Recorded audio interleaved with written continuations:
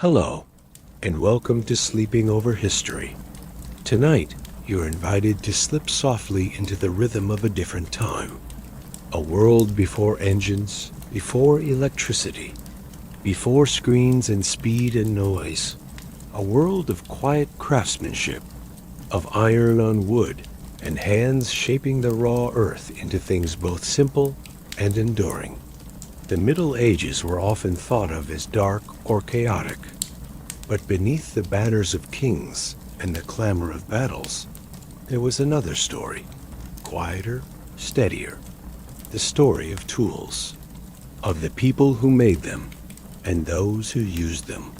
Tonight, we'll wander through that quieter world, not to seek drama, but to understand the steady heartbeat of everyday life in a medieval village.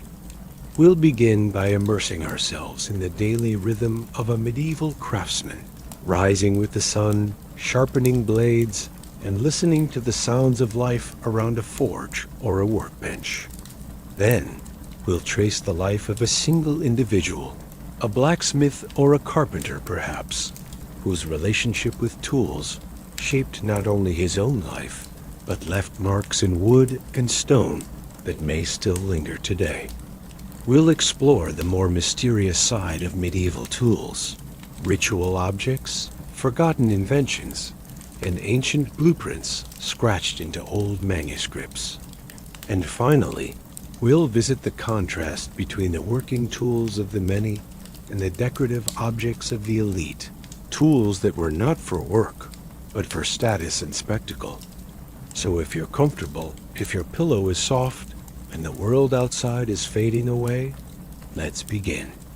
Not with grand tales of war or kings, but with the morning light falling gently across a wooden bench, and the creak of a door as another day of work begins. Imagine yourself waking in a small timber-framed cottage on the edge of a medieval village. The light is dim, pale, and gray-blue, filtering through an oiled parchment window. Outside, the low murmur of animals stirs the silence. A rooster calling once, then twice. A cart creaks in the distance. Your bed is simple straw stuffed into a rough linen sack, laid atop wooden boards. There is no clock, but your body knows the hour. The rhythm of your days is tied to the sun, to the sounds of work beginning all around you. You're a toolmaker. A simple trade, but an essential one. Your home doubles as your workshop. Against the far wall, beside the hearth, a sturdy table waits. Its surface is worn smooth by years of planing, hammering, filing. On it rests a collection of tools you've made yourself, each one, holding a memory, a rhythm, a function. There's the draw knife, with its curved iron blade and wooden handles darkened by oil and time. The adze, chipped at the edge, but still strong. A bow drill, its cord still taut from yesterday's work. As you light the fire with flint and tinder, the room begins to glow with soft amber light. You add a few more sticks, and the faint smell of smoke and seasoned wood drifts through the air. Breakfast is simple yesterday's bread, a bit of cheese wrapped in cloth, maybe an onion if you're lucky. The food is not exciting, but it is enough. And soon you're sharpening the blade of your plane, listening to the hiss of stone against steel, again and again. Outside, the village is waking. You can hear the far-off clang of a blacksmith's hammer, rhythmic and distant. A woman draws water from the well. Children chase chickens across the muddy path. Life begins in the way it always does, without ceremony. And in your shop, the tools begin to come to life. You pull a plank of oak from the stack near the door. The grain is tight and strong, good for handles. With care and slow patience, you begin to shape it into a mallet for a neighbor's apprentice, his first real tool, one he'll carry with him, perhaps for decades.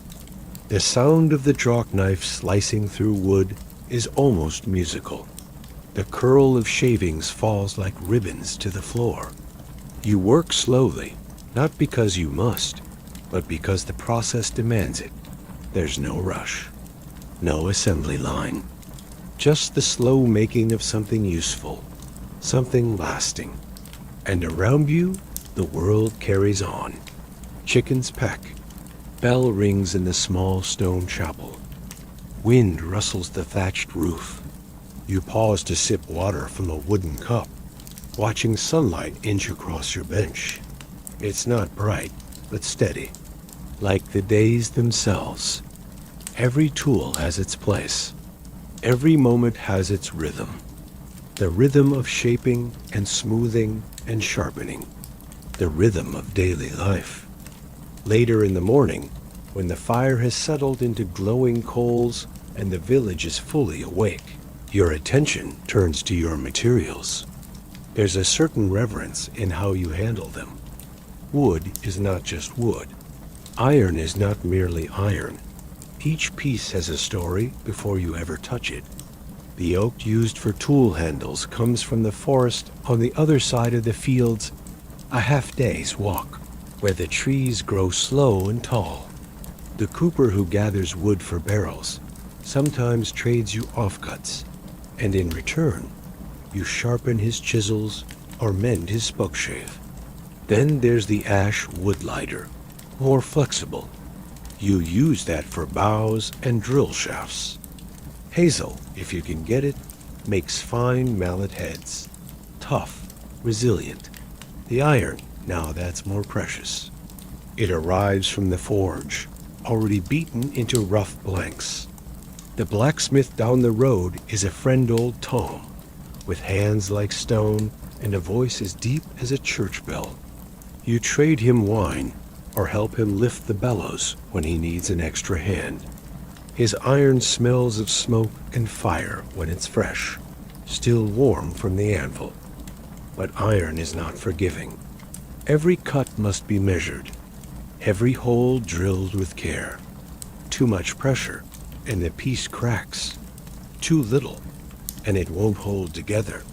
You work with care, listening to the grain of the wood, the resistance of the iron. It's not about forcing it into shape. It's more like uncovering the shape it wants to be. Some days are spent making tools for others' adzes for the carpenter, gouges for the spoon carver, even tiny awls for the cobbler who lives near the mill. Each trade has its own needs, its own version of precision. But today, you're making something for yourself. A new frame saw. The last one broke when a knot in the ash split under tension. You've saved a straighter piece this time, and you test its bend gently, holding it to the light, sighting along the grain. There's something comforting in the repetition. Bore the holes, carve the pegs, wing the twine tight. Every step you've done before, many, many times. And yet, it never feels quite the same. Every piece of wood, every length of cord, every swing of the knife, it's all familiar, but always slightly different. It keeps you grounded, present, and around you, life hums softly. A neighbor passes, greeting you with a nod. A dog barks at a cow that's wandered too far. Somewhere, a baby cries and then quiets again. This isn't just work. It's living, shaped by your hands and the tools in them. The tools aren't just objects. They're companions, extensions of yourself. And over time, they change you too. Your fingers bear the imprint of chisels and shavings. Your arms remember the weight of hammers. Your eyes have learned to read grain like words on a page. This is what it means to be a maker here. To be part of the slow, unseen machinery of a village that doesn't run on clocks, but on the steady turning of hands and seasons.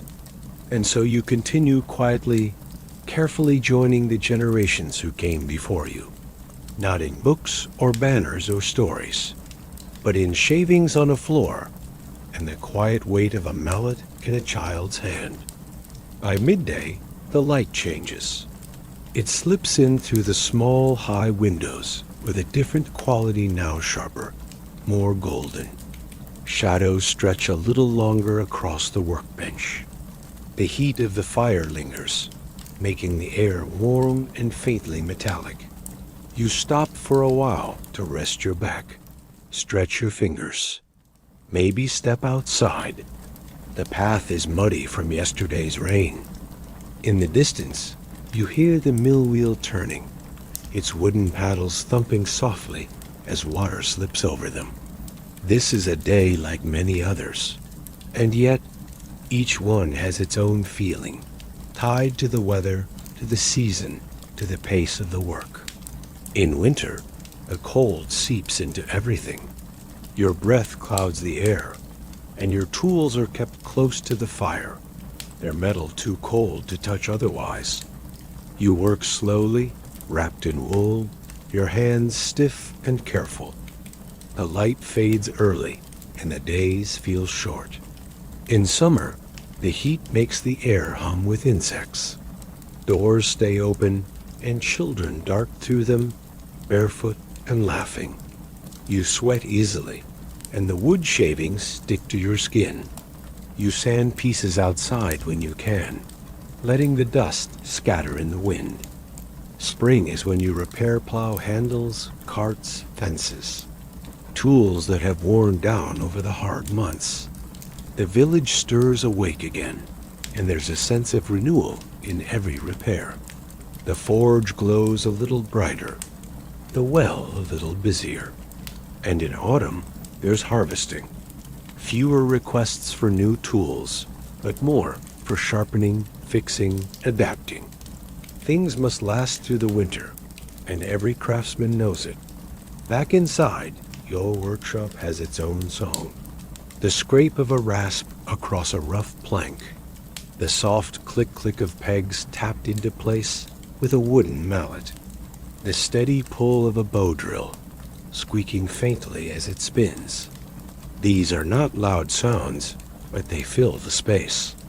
They become part of your thinking. Sometimes you hum without realizing it, matching the rhythm of your work. You reach for a small plane, a handle smooth and familiar in your hand. With practiced pressure, you shave a long curl from the edge of a board. It falls in a spiral to the floor, satisfying. These motions aren't new, but they never bore you. There's something in the repetition that soothes. That lets the mind wander while the hands remain precise. And over the weeks, the floor beneath your bench becomes layered thin curls of ash and oak, sawdust that catches the light like powder, iron filings dull and gray. They build up slowly, softening the ground beneath your feet. Even the air has a scent you've come to know well. The tang of metal, the faint sweetness of cut wood, the earthy must of the old beams above you. Some days, you're alone for hours.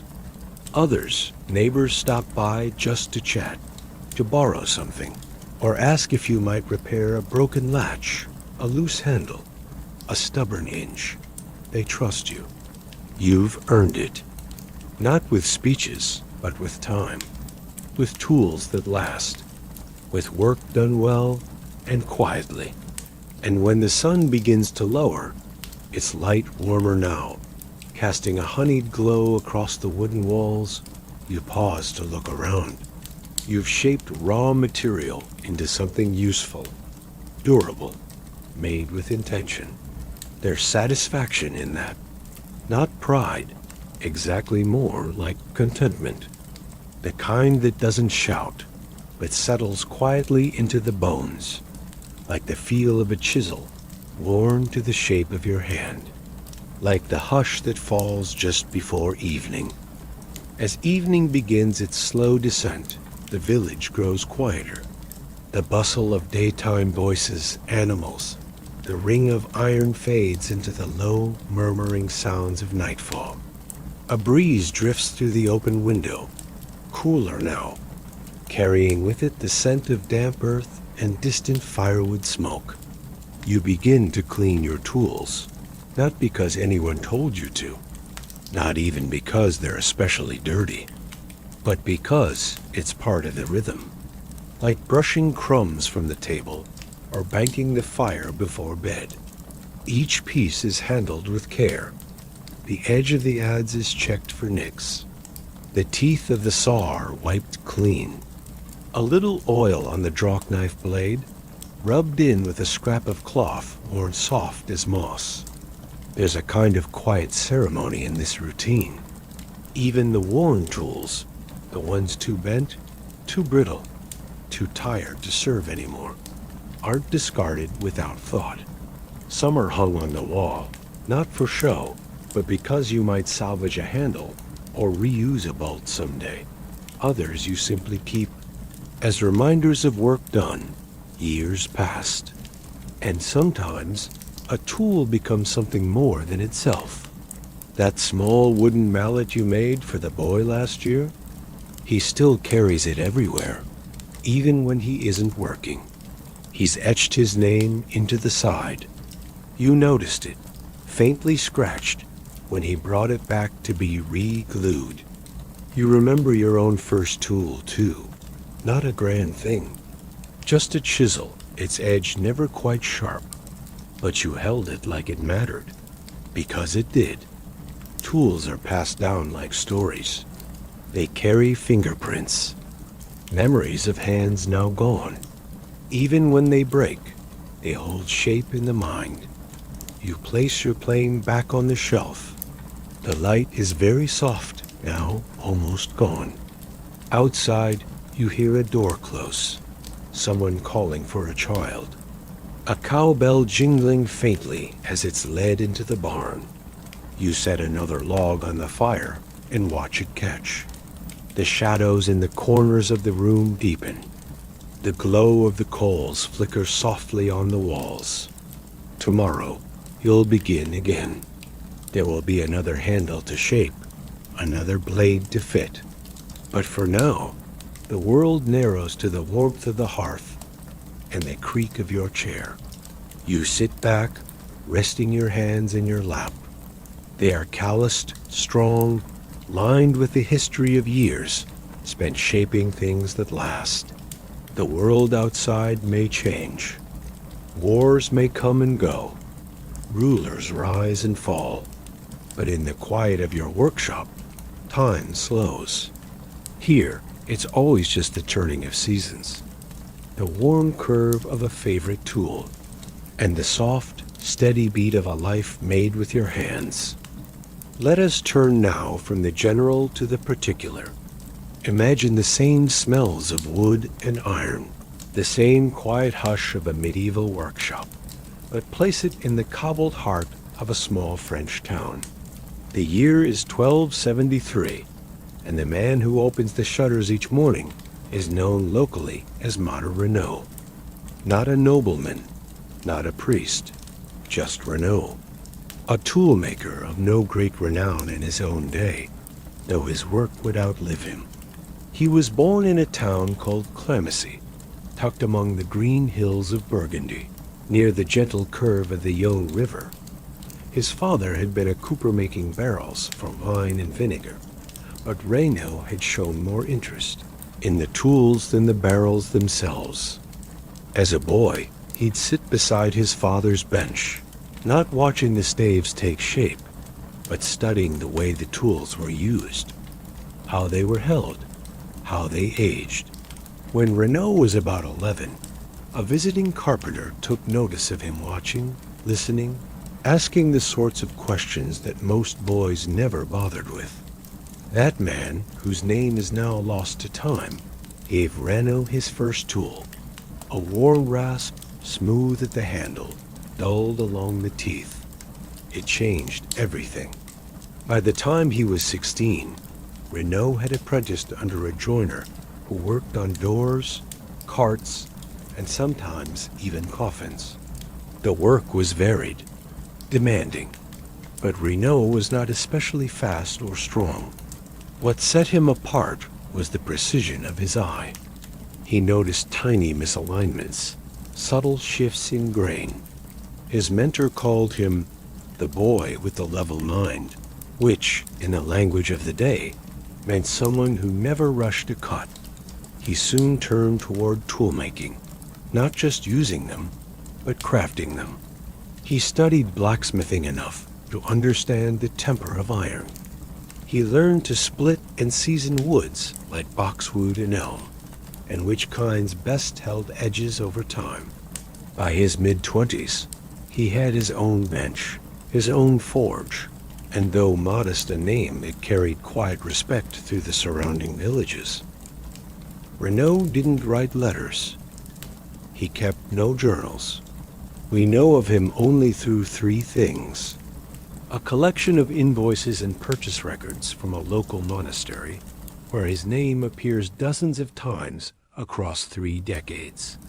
A surviving joiner's compass now housed in a museum in Dijon, whose brass arm bears the faintly scratched initials RR, and a single parish account that records, quite simply, Master Renaud, maker of tools, laid to rest in the spring of 1304. The records suggest he lived a long life for the time well into his 60s. He never married. Lived alone, it seems, though some accounts suggest he had a younger cousin or apprentice who carried on parts of his trade.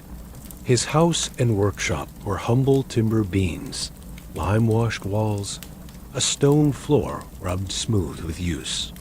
But it was not empty. His shop was filled with half-made clamps, chisels in various states of completion, bits of shaped bone and horn for tool handles, copper rivets, and old baskets stuffed with wood offcuts. There was rhythm in the way he lived, but not routine in the modern sense. Renaud adapted his days to the needs of others. Some weeks, he'd make nothing but bow saws for a traveling carpenter guild. Other times, he'd spend days perfecting a single marking gauge for the scriptorium monks nearby. It's said that he never refused a tool repair, no matter how small. A snapped needle, a cracked file, a missing pin from a shepherd's shears, he'd mend them all. His hands, by the end, were permanently curled fingers shaped into the arc of a plain handle. His nails were dark with years of soot and iron filings. He was not rich, but when he passed, people came. Farmers, monks, coopers, and masons, because they had all held something he had made. Among the many jobs Renaud took on during his long and quiet life, one stands out, not because it was grand, but because it left behind the clearest trail. A set of simple, handwritten records that allow us now, centuries later, to glimpse his work with surprising intimacy. It was the year 1286, mid-spring. Renaud was 48. The request came from the Abbey of Vézelay, a major Benedictine monastery, perched on a hilltop, some days' journey west of his village. Vézelay was famous for housing relics, including what the monks claimed were the bones of Mary Magdalene.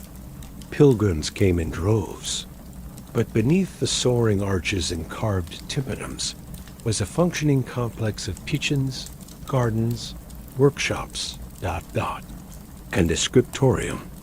And it was the scriptorium that needed him. The abbey's lead scribe had recently received new orders from the bishop more texts to be copied, translated, illuminated. But the tools the scribes used were failing them. Quill knives were dull, compasses bent, inkstone holders cracked. Even the measuring rods were warped with age and damp. They needed replacements. Precision tools. Durable, well-balanced, not beautiful. Just honest, well-made. They sent a messenger to Clemency, and within a week, Renaud was walking the slow, dusty road to Vézelay. The trip would have taken 2, maybe 3 days, He likely carried a pack with a few of his tools, a wrapped loaf of rye bread, a wedge of hard cheese, and a small flask of wine or weak ale, just enough for the road. Upon arrival, he wouldn't have been treated like a guest, but neither like a common laborer. Tradesmen like Renaud occupied a curious in-between space, not noble, not clerical, but useful, valued, trusted. The work he was asked to do involved not just skill, but observation. He spent days in the scriptorium, watching the monks at their desks, noticing how the candlelight struck the parchment, where their hands rested, how they leaned, how they held their knives. It's likely he spoke very little. He measured fingers, checked angles, picked up the old tools and held them to the light, noted the wear patterns, the friction points, and then he went to work. The monks cleared a corner of their carpentry room for him. He brought his own small anvil, unwrapped his hammers, heated iron over their forge, whittled handles from yew, shaped with curves that fit a monk's grip. He crafted blade holders from horn and bone, lined the edges with brass to prevent splitting. There's no record of how long he stayed, but the receipts copied carefully into the abbey's account book list 12 finished items. 4 quill knives, honed to a razor's edge, 3 compass sets with locking pins, 2 measuring rods, marked with notches and silver inlay a brass square, engraved with a simple flower, a hinged knife sharpener, wrapped in felt and a folding wooden case. To hold them all, the case, it said, bore his mark 2 tiny interlocked circles scratched into the wood near the latch. His quiet signature. The monks paid him in silver and perhaps goods cheese, dried fruit, wax candles, maybe a warm meal before he returned home. And that was that. No grand ceremony, no engraving in stone, just a set of tools, precise and plain, that would go on to help transcribe psalms, letters, and treatises for decades after he was gone. We don't know what became of those tools. None have survived, at least not that we know. But perhaps somewhere deep in a monastery archive, there is still a faint scratch on the side of a wooden box. 2 interlocked circles. A man's whole life reduced to a quiet mark in the corner of something useful. After Renaud passed away in the spring of 1304, quietly, it seems, and likely in the same home he had worked in for decades, his name slowly faded from the town records. There was no monument, no children to carry on the family name, and yet traces of him continued, tucked into the corners of ledgers, etched into the bevels of tools, passed down through the worn hands of others. There is mention, some 10 years later, of a man known only as Martin Lejeune Martin the Younger, who submitted a set of measuring tools to a local abbey in exchange for food and winter firewood. A note scribbled in the margin says, "In the manner of Renaud." That phrase, "in the manner of Renaud," appears more than once in surviving account books across the region, sometimes attached to a bow drill, sometimes to a set of dividers. Always, it seems, when the quality was just a little better than expected. Was Martin his apprentice? A cousin? A neighbor who had watched closely and learned by doing? We can't say for sure, but the style, the technique, the simplicity of form, they echo what we know of Renaud. They suggest that even without teaching in a formal sense, his work left an imprint. That's often how knowledge passed in a medieval world, quietly, through observation, imitation, correction, patience. You didn't need a school, just a bench beside someone better than you, and the willingness to watch. to wait, to try. The tools that bore his influence were not ornate. They weren't to the sort you find in a noble study or a bishop's locked chest. They were practical, reliable, objects that held up to real use. But these tools did something that mattered. They allowed others to make. With them, monks copied manuscripts, carpenters raised beams, leatherworkers stitched saddles, midwives cut cord, millwrights aligned gears, gardeners mended shears. And so, without anyone announcing it, a quiet legacy unfolded. A legacy not built of titles or wealth, but of usefulness, of things that lasted, of craft that held up under pressure and time. It's easy to overlook those kinds of legacies. We often remember the kings and the saints, the cathedrals and the battles. But somewhere, in the shadow of those stories, someone shaped the tools that made the building of them possible. Renaud may never have carved a statue or laid a cornerstone, but the chisel that did, that chisel might have passed through his hands. And in that way, a small piece of him, his eye, his care, his rhythm, might still live on, not as a name, but as a feel. The way a tool sits in your palm, the way a line holds straight, the quiet satisfaction of something made well and made to last. In the modern world, we often speak of legacy in grand terms, names etched in stone, achievements carved into history books. But there is another kind of legacy, one that asks nothing but use, one that lives not in memory, but in motion. Renaud's life, by almost any standard, was quiet. He didn't lead revolts. He didn't write treatises or spark reform. What he did day after day, year after year, was show up, sharpen a blade, fit a handle, smooth a surface until it aligned just right. And in that quiet, repetitive work, he laid down a pattern, a rhythm that others could follow.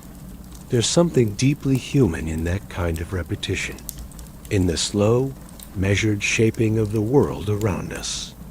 You can imagine someone, perhaps even today, standing at a bench in rural France, turning a length of oak in their hands, testing its grain, and without knowing it, mirroring the same motion Renaud once made. Because tools, unlike stories, don't care who remembers the maker. They carry memory differently, in how a plane slides across a board, in the notch worn into a handle where a thumb always rests, in the way a blade, once dulled, can still be sharpened again. That's a kind of legacy too, not one that shouts, but one that whispers through centuries, and there's dignity in it. A quiet kind, the kind that doesn't need applause. In villages like Clamecy, men and women like Renaud kept things going. While kings negotiated treaties and bishops debated scripture, someone had to mend the scythe, repair the lock, make sure the hinges swung, and without them, nothing else would hold. There's a comfort, too, in the idea that usefulness outlasts recognition. You may not remember the name of the one who made your kitchen knife, but if it balances well in the hand, cuts cleanly, holds its edge, you're experiencing the work of someone who cared once, quietly, carefully.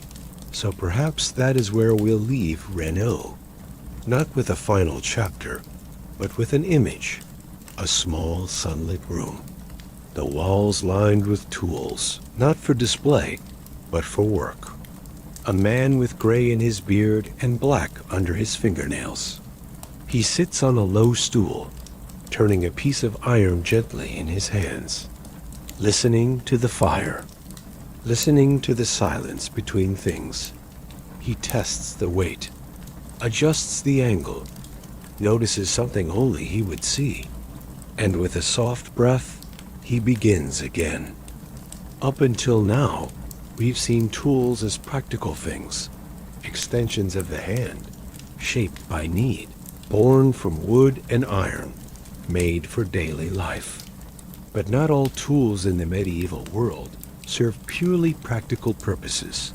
Some were different, curious objects, hard to classify, difficult to explain, found in graves, tucked into wall niches, scratched into the margins of manuscripts. Some seem almost symbolic, others are simply baffling.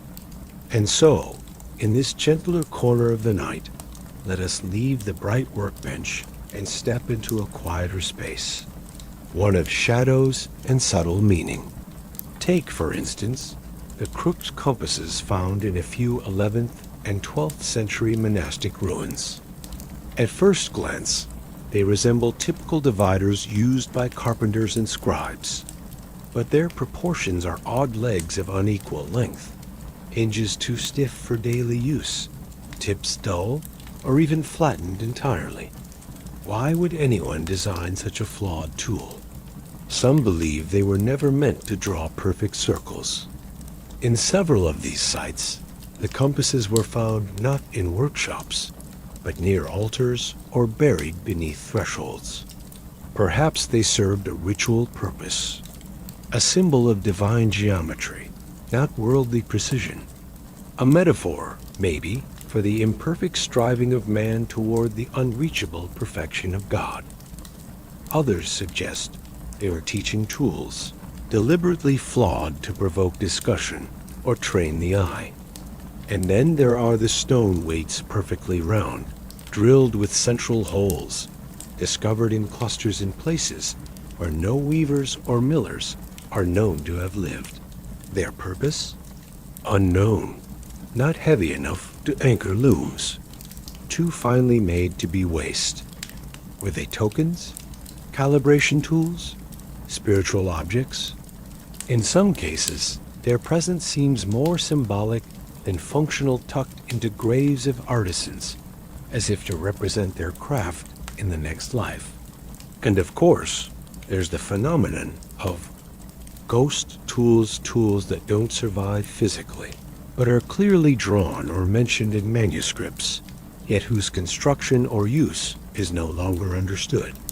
A scroll from the late 1200s in southern Germany shows what appears to be a folding brace with 8 arms, each labeled with a different celestial body.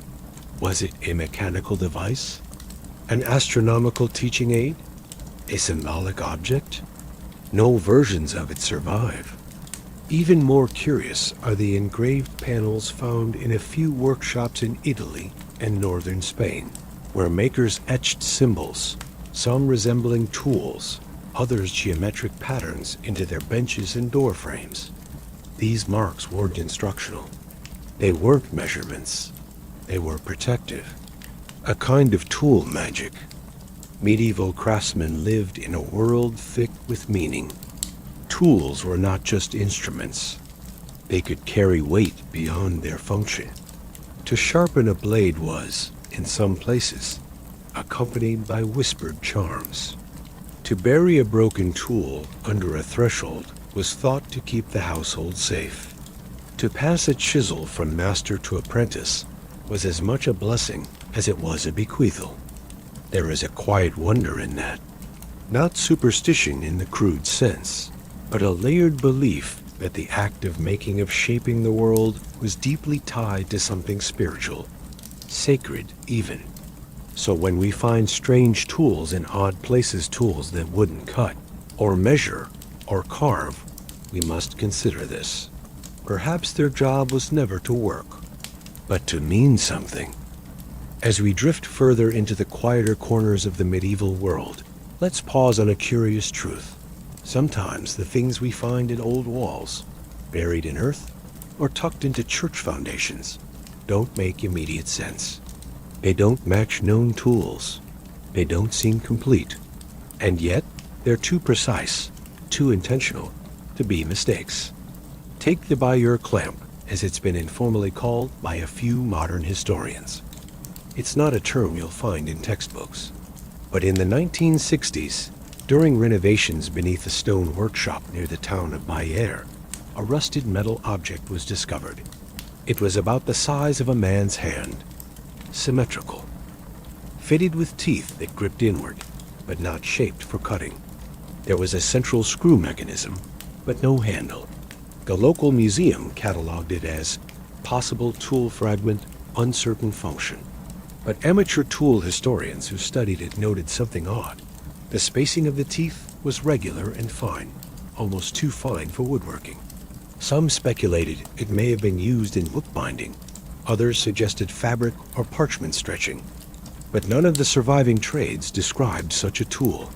No illustrations, no references, no counterparts. And still, the design was too elaborate to be decorative. It was meant to do something. We simply don't know what. And there are more like it. In a small village near Bologna, a tangle of bronze rods was found beneath a disused gill. Each one curved and notched like a winding key, with delicate hooks on the ends. The configuration suggested motion, something rotational or geared. But it wasn't part of a clock, and the metallurgy dated earlier than the known spread of geared timekeeping devices in the region. The workshop where it was found belonged to a ceramicist. So ... Was it a shaping tool? A mold? A kind of template for design transfer? Or was it something more experimental? A prototype? A failed invention? Sometimes we forget that medieval craftspeople were also inventors.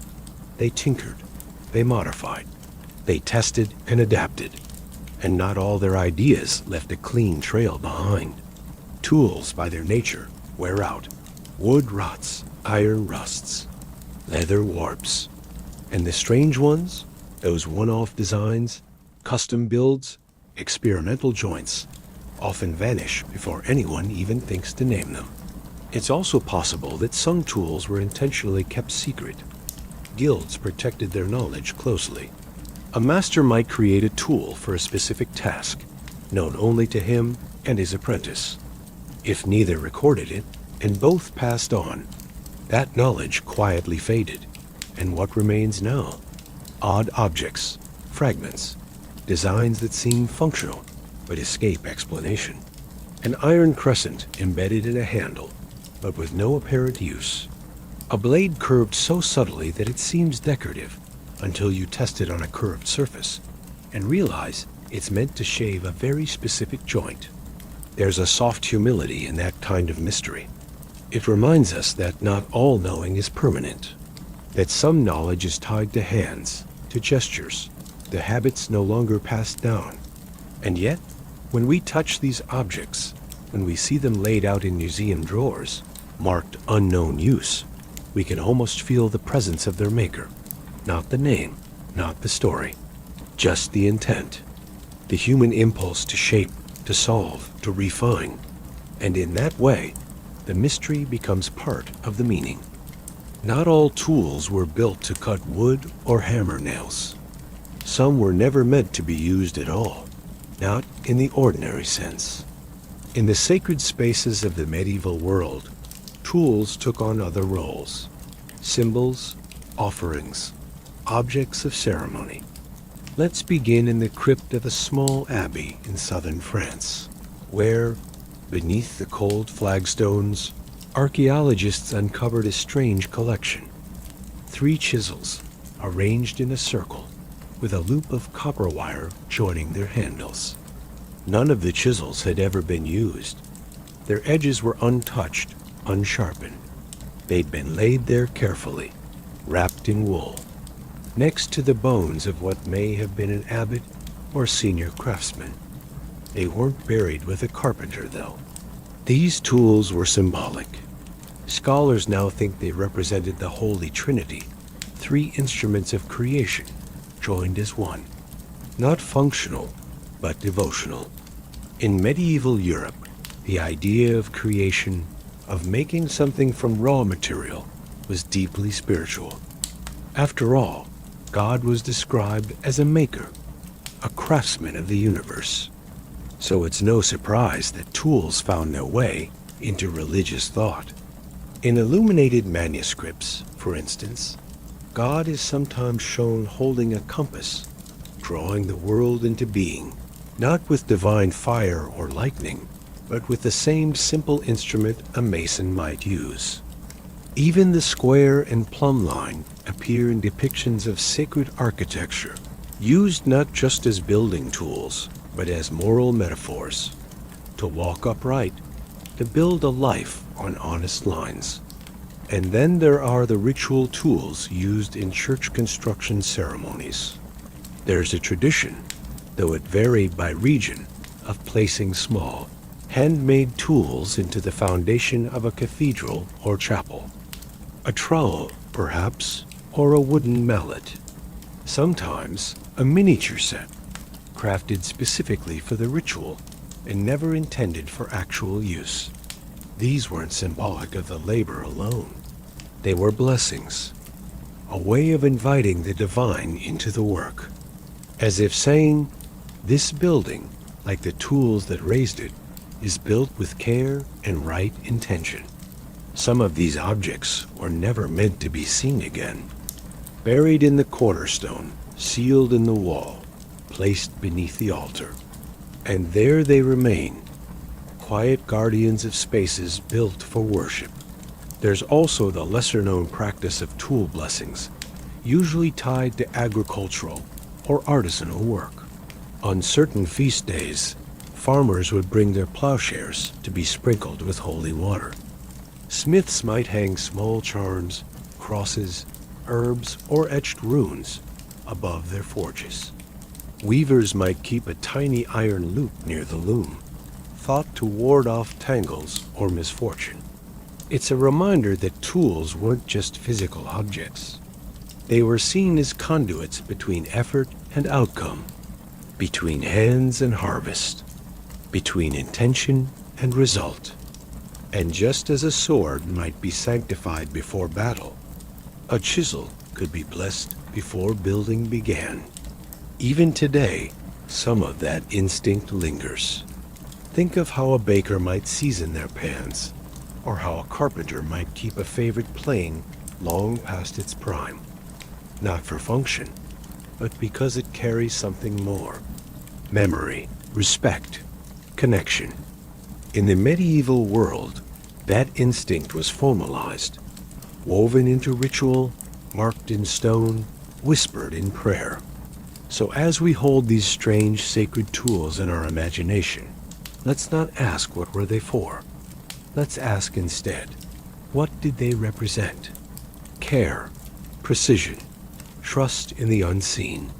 And in that way, even the quietest tool could become an offering. In the world of medieval manuscripts, those thick, parchment-bound volumes inked by steady hands under flickering candlelight, there are layers of meaning not always found in the text itself. Sometimes it's in the margins. A flourish, a creature, a half-finished diagram, and occasionally, a tool, or what looks like a tool. Let's linger for a while in one of those candlelit scriptoria, where rows of monks bend over their desks, the soft scratch of quills echoing faintly against stone walls. Outside, bells toll softly. Inside, vellum rustles. And if you turn to one particular page, say, a Psalter copied in the early 1300s, you might find, curled beside a line of text, a small sketch, a gear, attached to a rod, with what appears to be a crank. No text explains it. It isn't labeled, but it's clearly drawn with care, shadowed for dimension. Someone took time with it. This kind of image appears in several manuscripts from the 12th to 14th centuries, often in technical or religious volumes, but rarely with accompanying commentary. And they all have something in common. They depict devices or tools that do not correspond to known working models. Some scholars call them marginal mechanisms, diagrams drawn on the edge of knowledge. They may have been thought experiments, speculative inventions, or visual metaphors, or perhaps even memory aids for techniques known only orally. Imagine a medieval reader leafing through a manuscript on geometry. Alongside the diagrams of circles and triangles, There's a side sketch, a kind of clamp or vise, but nothing like what survives physically. Could it be a forgotten invention? A prototype never built? A tool used only once, passed on by demonstration, and then lost? And in a manuscript from a monastic library in England, a peculiar series of marginal marks was found, a repeating pattern of interlocking notched lines. They appear near sections discussing alchemical preparation. Were they part of a coded set of instructions? A tool for mixing? A representation of a lost device? We don't know. That's part of the mystery. These drawn but not made tools exist in a strange space between imagination and memory. They might have been meant for construction. They might have been metaphors. Some, perhaps, never made it off the page. But they reflect something vital about the medieval mind. It wasn't static. It wasn't content with tradition alone. People, scribes, monks, artisans were thinking, testing, designing. Even if the tools never became objects, the act of conceiving them mattered. There's a quiet courage in that. To draw something no one has made. To imagine a better clamp, a more stable frame, a new way to shape the world. And the fact that we don't fully understand them now, that only adds to their beauty. Because in a way, they speak across time, not in language, but in shape. A sketched wheel, turning forever in the corner of a page. A delicate brace, looped in ink, still waiting for a hand to build it. A pair of tongs too narrow to be useful, and yet drawn with a kind of reverence. It's as if the page was a whisper. We tried. We imagined. We reached. And even if the object never came to be, the reaching remains. So far, we've spent time in the soot-smudged shops and silent crypts of the medieval world, among makers, monks, and fragments of forgotten craft. But there's another realm we haven't visited yet, a quieter, more polished space. Still medieval, still filled with tools, but very different ones. In this part of our journey, we move gently from utility to display, from worn handles and dull iron to gilded edges, delicate engraving, and tools made not for labor, but for status. Let us begin in a place far from the village forge, the private study of a noble household. Picture a room warmed by a small brazier, its walls draped in tapestries, with shelves lined not with workpieces, but with books bound in velvet and ivory. On the desk, among the parchment and ink, lies a writing knife. It gleams. The blade is steel, yes, but the hilt is silver, inlaid with a small garnet. The edge is sharp, but not worn. It's clear it's used occasionally, perhaps for trimming quills or slicing open scrolls, but its purpose is twofold, part function, part signal. This tool says something about the person who owns it. It says they are educated, literate, important. These symbolic tools existed throughout medieval Europe, particularly in noble courts, merchant halls, and scholarly households. There were measuring tools with gold detailing, rulers marked in both Roman and local units, but so finely etched they were more decoration than guide. Some had ivory backs, others delicate brass finials shaped like lions or fleurs de lis. And in royal inventories, we find mentions of hammers and awls that were never meant to strike or pierce.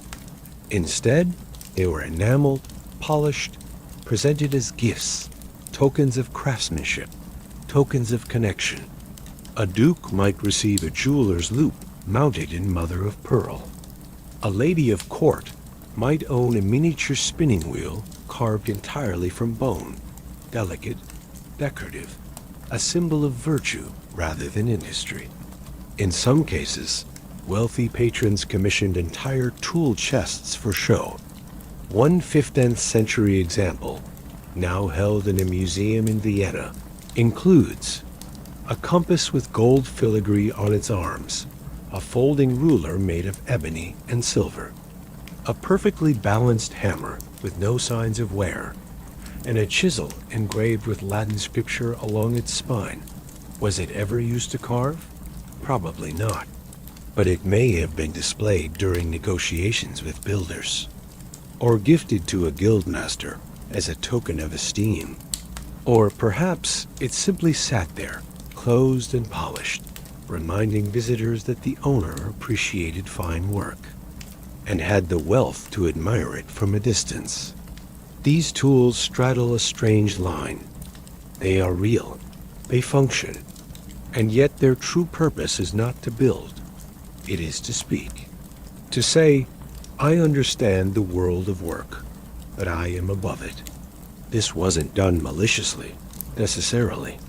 In fact, many elite figures respected and even romanticized craftsmanship, but their relationship to it was different, filtered through ceremony, through distance.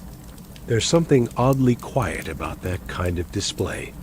No sawdust, no calluses.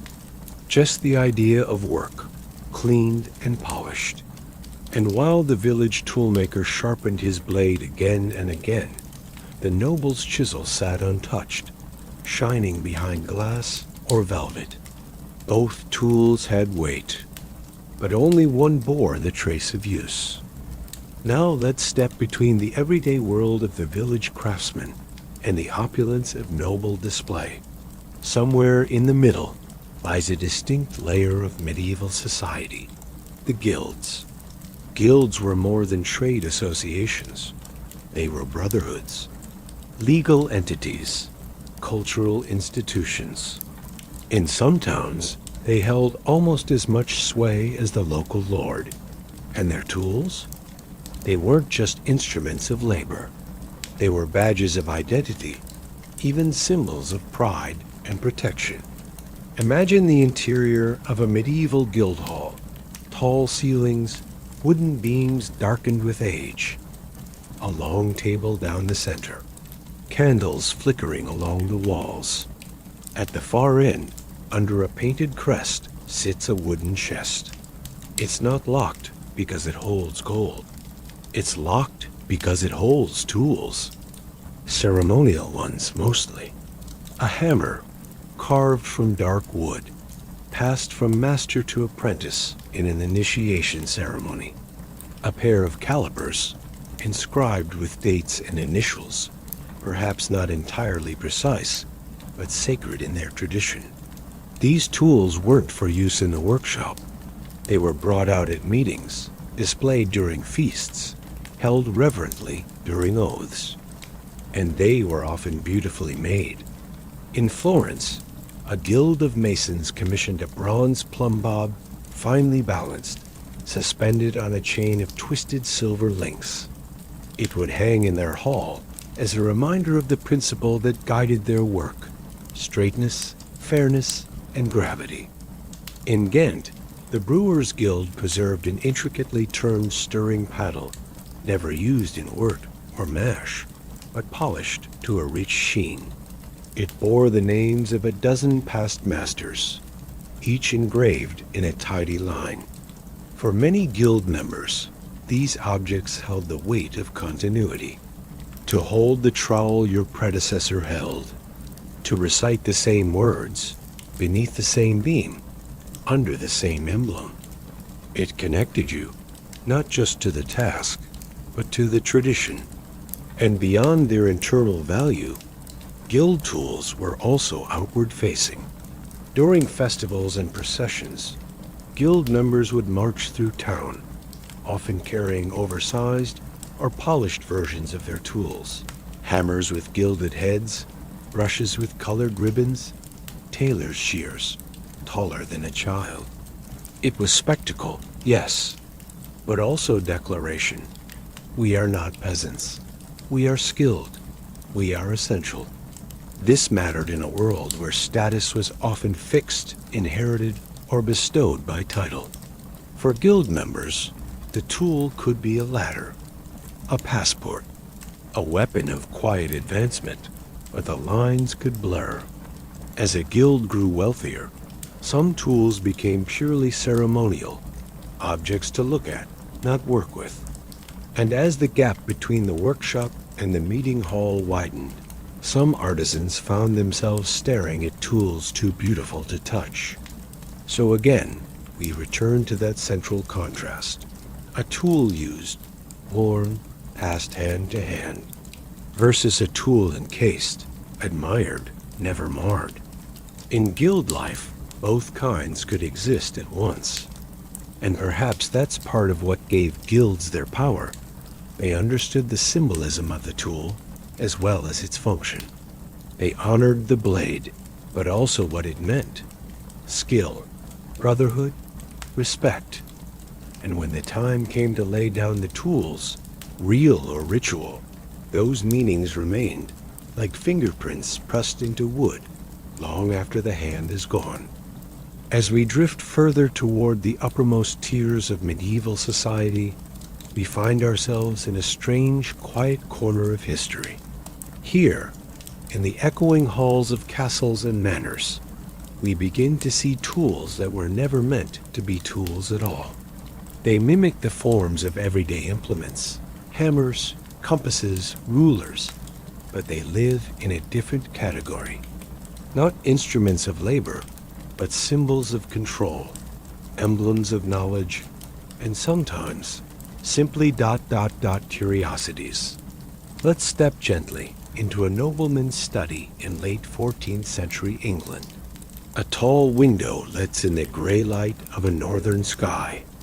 On a long table rest books bound in calfskin, a globe depicting a world still incomplete, and neatly arranged, an assortment of small objects.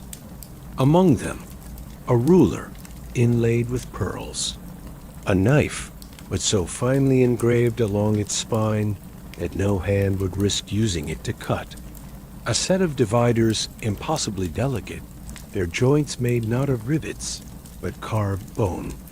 They look familiar, tool-shaped, but something feels performative. These were what some scholars now refer to as luxury tools, objects crafted not for function, but for ownership, often made by skilled artisans, sometimes the same guildspeople who crafted tools for work. These pieces were commissioned by elites to signal refinement, education, taste. There's an inventory from the court of Charles V of France that lists, along with gold plate and ceremonial armor, a set of mathematical instruments encased in velvet. It includes an astrolabe, silver gilt, non-operational, a compass with lapis lazuli tips, a folding ruler of cedarwood marked with zodiac signs instead of units. Were these ever meant to measure? Not quite. They were talismans of intelligence, props for performance. A noble could display them on a desk, or present them during a discussion of architecture or science, showing, perhaps, not how to build a cathedral, but that they understood the idea of building. This was a time when learning had prestige, but practical work did not. So the elite clung to tools not to use them, but to point toward a world they observed from above. Some even collected miniature tools, tiny hammers, chisels, shears, delicate enough to fit in a pouch or pendant, a sort of fashionable nod to labor without ever touching it. And among the wealthiest households, artisans were sometimes commissioned to create entire model workshops, tabletop scenes carved in ivory or boxwood, with tiny benches and even tinier tools, all arranged in perfect, untouched detail. Imagine the contradiction of that. A perfect forge, with no heat, no soot, no sound. A chisel that fits on the tip of your finger, but never once touched wood. It speaks to something curious in human nature, the way we admire effort from a safe distance, the way we elevate form above use when status is involved. And yet, even in these luxury items, the soul of the real tool remains faintly visible. The shape of the adze, the angle of the blade, the arc of a compass leg, frozen forever in place. These noble tools may never have been sharpened, but their shapes were borrowed from real ones, crafted by hands that knew their purpose, their weight. So even in this rarefied world, there's a shadow of the forge, a memory of the bench. And perhaps, in holding these delicate replicas, their owners felt, if only faintly, that same sense of quiet power that comes from shaping something with care. Let's take a breath here, in this final section. We've wandered through smithies and scriptoria, traced the lives of artisans and monks, puzzled over forgotten devices and sacred implements. We've stepped into guild halls, noble libraries, and halls lined with velvet and ivory. And now, as we near the close of this long and quiet journey, let's gently return to the tool itself, not as an object of metal or wood, but as something more enduring. A bridge, because in the medieval world, tools existed in all social realms, but they meant something slightly different in each. For the craftsman, the tool was survival. It was how you earned bread, how you carved out space in a world that didn't always leave much room. Your tools were not symbolic, they were specific. A joiner didn't just need a chisel, he needed his chisel, the one shaped to his hand, with the blade worn just enough to follow his touch. For the guild member, the tool was identity. It told others who you were, what you knew, and how far you'd come. It was both a badge and a bond. For the elite, the tool became metaphor. It represented knowledge, refinement, alignment with progress or piety, but rarely labor. In a way, each layer of society looked at the same object and saw something different. A hammer could mean work, or ritual, or wealth, depending on whose hands it rested in. But here's the quiet truth. No matter how decorative or symbolic the tool became, its form remained shaped by function. Even when polished, even when tucked behind glass. That form, simple, efficient, enduring, held on. And in doing so, it carried with it the imprint of the maker. Think of that. A chisel, forged in a smoky forge outside Clamecy in the 13th century, might inspire the curve of a ceremonial blade 200 miles away in a royal court. The elite object glitters, yes, but its lines still speak of calloused hands, of knowledge passed through work, not just words. There's something deeply comforting in that connection, in the idea that even in a world divided by class, by access, by literacy and land, the tool itself remained a quiet thread, linking farmer to prince, mason to monk. And maybe that's why they were sometimes treated as sacred, because tools don't lie. They don't flatter. They do. They transform. Wood to wheel, ore to blade, thought to page. And in doing so, they carry something of their owner, intent, rhythm, touch, even when the name is lost, even when the handle is worn smooth, even when the blade is dull, tucked into a drawer, long forgotten. The tool remembers. It holds a quiet trace of all who used it, all who shaped it, all who, in shaping the world, shaped themselves. And now, as the last shavings settle, as the fire burns low, we come to rest. We've wandered across time, across stone and parchment, iron and oak. We've walked beside the humble and the highborn, peered into the mystery of forgotten sketches, and held in our mind the feel of tools both worn and untouched. And maybe, if you're still with me, you felt something else. A kind of comfort. Because tools, at their heart, are steady things. They don't ask for much. They don't demand applause. They exist to be used, to help, to shape, There's something deeply calming in that. In a world that changes so quickly, where noise and light follow us everywhere, the rhythm of an old tool, draw knife against grain, mallet against chisel, reminds us of something slower, something grounded. Imagine a shelf in a quiet room. On it sits a small wooden plane, its blade still sharp. Next to it, a compass, slightly stiff with age. Beside that, a tiny awl, the handle worn to the shape of a hand now long gone. These are not heirlooms in the traditional sense. No crown jewels, no relics, but they carry memory just the same. And maybe, just maybe, they carry something more. A whisper of effort, of care, of mornings spent not in conquest or acclaim, but in the slow unfolding of simple work done well. So tonight, as you lie in stillness, whether sleep is close or still far off, perhaps let your mind settle into that rhythm. The steady tap of a hammer, the dry hiss of a file on steel, the soft creak of a chair, long used, never replaced. No rush, no sharp edges, just the quiet presence of things that last. Let the flicker of the forge become the dim glow behind your eyelids. Let the scent of wood dust linger in the corners of your thoughts. Let the world slow to the pace of hands at work. And if sleep comes, let it come gently, like a chisel meeting pine, like a well-made drawer sliding home without sound. Tomorrow will wait.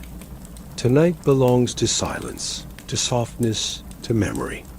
And perhaps, somewhere in your dreams, a small tool waits to be picked up, not because it must, but because in your hands, it remembers how to be used.